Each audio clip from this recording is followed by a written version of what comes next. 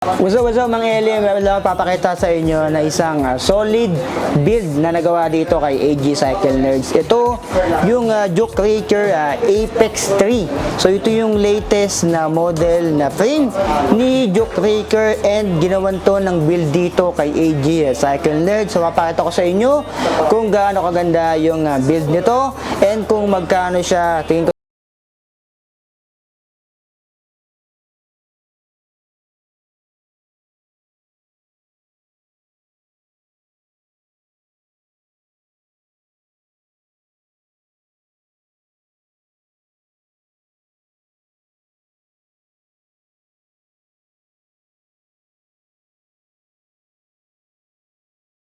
yung build ng Juke Raker. So yung nakalagay na frame dito ay white variant, pero meron ditong ibang kulay. Ito parang may pagka bianchi color. Ito naman lato glossy. Ito yung may pagka parang siyang blue na black, kung ano mang kulay niyan. Ito naman yung kulay lime green. So apat na variant yung kulay dito. Ang pinalagay dito ay ito. Actually ako yung nag-request ito yung white ang ilagay dito kasi dapat ang lalagay nila dito ito yung tong frame na to, pero sabi ko gamitin na lang ng white para medyo maganda-ganda yung kalalabasan. So doon nagkamali, maganda naman yung kalalabasan niya. Itong frame nito ay medium size frame and 29R. Sa top tube niya dito makikita yung kanyang mismong model Apex 3. Ayan, meron ba itong Apex 1 kung doon nagkakamali, tsaka yung 2. Ito yung latest model nila na Apex 3. Ito, si Juke Raker is bago na ito sa market. Pakita nyo dito, design in the Philippines yan. So parang local brand na rin siya dito sa Pilipinas. Ayan, kailan lang siya na-introduce dito kaya sa bike market ng Pilipinas. Sa down tube, nandito yung Juke Raker. Ayan, yung down tube niya hindi siya total circular. Hindi siya total pabilog, parang meron siyang kanto dito. Ayan. Ayan, para siyang may pagkakanto-kanto, tubular pero parang may pagkakanto-kanto. Sa top tube niya, ito, pangkaraniwan, square siya dito. Yung cable routing niya, meron siyang reserva na dalawa sa kanyang right side. Ayan. Sa left side, dun dumaan yung cabling nito. Ayan. Dalawa sa left and right. Kung gusto nyo dito magagaling yung cabling, pwede naman. Ito yung head tube niya. Tapered na rin. Ito yung logo ng Juke Raker. Dito. Yung lagayan natin ng ulam nandito sa kanyang down tube, sa kanyang seat tube, wala. Yung FD, since naka 1 by ito, merong reserva, pwede kayong maglagay dito, pwede nyo padaanin dito. Ayan, side swing. Na FD, pwede naman din sa ilalim. Ayan, meron doong stopper. Kung gusto nyo mag side swing na RD, pwede naman, clamp type dito. Tapos pa side swing sa taas, wala siyang butas.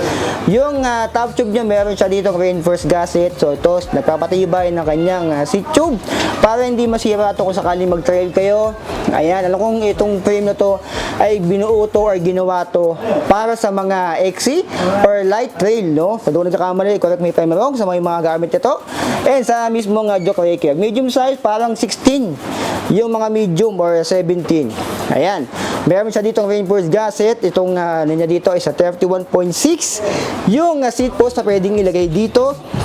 Yung group set na nakalagay dito kay Juke Raker Apex 3 ay Shimano Diore M6100 as literal na group set yan. So yung group set dito kay AG Cycle Nerds ng M6100 is parang around 23,000 pesos, pero negotiable pa yata kung nagkakamali, or 22,000 pesos. Lalagay ko sa screen mga alien.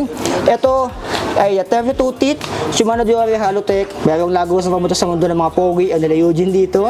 Ayan, naka-Halotech siya dito, Diore M6100. Maganda yung tunog, oh.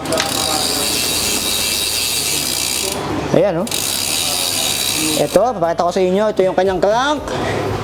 Ayan, Shimano M6100. Nakalagay na dyan, legit na legit. 32 teeth. Yan yung chain niya, syempre. Shimano na rin to. Ay, KMC pala. Shimano pala. Yung chain naman niya, ayan.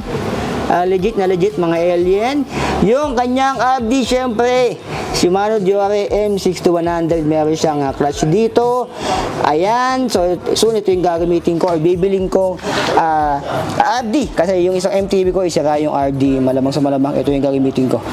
M6100, bibili ako ng mga alien. Ito naman yung kanyang sprocket. Siyempre, pag Shimano 1051, yung ginamit dito pag group set. Ayan, so pang ahon, pang anti-budol, pwede na rin kasi ito isa 32.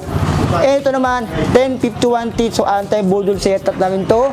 Ang problema lang sa mga ganito na setup, na naka 1 by 32 teeth, and 1051 teeth, sa patag medyo mabagal kayo dyan, pero sa ahonan, doon kayo malalamang mga alien. Kasi mayroon din to, kung gagawin nyo itong 2 by, I think, 22, 32, or 36, pero itong 32 teeth, is palag-palag na rin yan, 32, 10, 51 teeth, and yung kanyang hub, ay Shimano na rin yung ginamit dyan. Ayan, medyo zoom lang natin ng konti. Ayun, Shimano na yan, tingnan natin, or pakinggan natin. Medyo maingay ito eh, oh. Ayan. Yan, mga alien, so napaka-solid niya. Yung rims naman ito, ay pang 29 na rin yung ginamit, pang aerobic kung ako nagkakamali. Ayan, tubeless ready na rin pala. Ayan, double wall. Ayan, H2E. And yung gulong niya ay Minion DF yung ginamit. Maxxis syempre. Ayan, Maxxis, Minion DHF 29 by 2.30 X2. And tubeless ready na rin yan. Spokes na, isa syempre, isa 32, 4, 8, 12, 16, 20, 24, 28, 32. Yung ginamit na spokes. And yung kanyang ano dito is, hanapin natin. Ayan. Naka-press na valve na rin siya. Sa likod, siyempre, Shimano 54 kung nagkakamali dito sa kanyang disc brake, and naka-center lock na rin to. Ayan. Yung frame nito, hindi ito naka-quick release. Ito ay naka true axle. Ayan, naka true axle na rin pala to, hindi siya quick release. And yung kanyang post mount dito ay Shimano Diore M6100 na rin yan. Yung kanyang brake set, M6100 din yan. Mounted pick yung ginamit, 31.6. Yung kanyang seat post, medyo mataas-taas yan. Nandito yung kanyang clearance. So, pinaka-safe niya nandito. So, ginawa lang niya, ganyan kataas para makita natin yung size. Ayan, 31.6. Igit, Agila. Ayan, alloy na rin to. Yung kanyang upuan ay parang wala siyang bayan pero magandang klase na rin. Ayan, yung kanyang fork, mounted pick na rin to. Ayan, magnesium alloy, so magnoloy yung ginamit dito. Travel ito parang 120mm. Merong manual lockout. Air fork na rin to, ABS Plus. Ayan, dumahihipar pag ganang hangin. Yung manual mo yan, mga alien. Yung harap niya ay quick release din. Ayan, quick release sa harap. Sa likod ay naka-two axle. Ayan, yung hub sa unahan, syempre Shimano na rin yan. Ayan, hindi lang kita yung brand, no, pero Shimano na yan.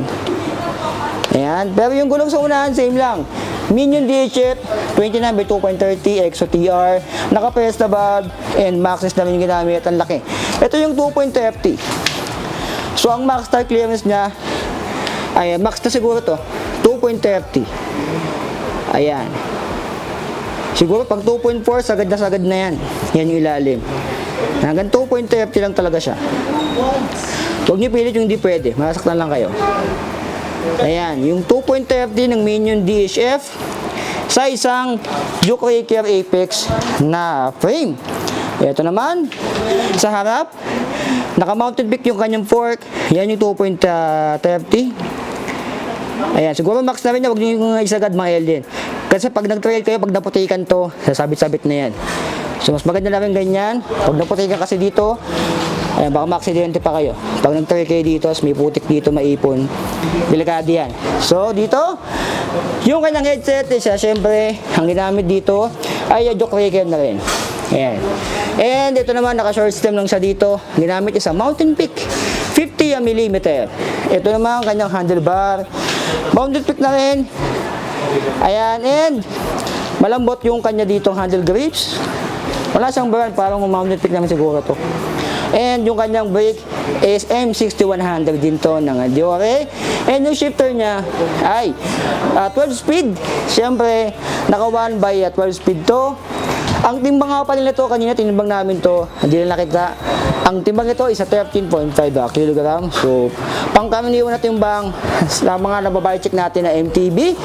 Pero ito is project bike mga alien. So, Joke Raker, Apex yung kanyang spring.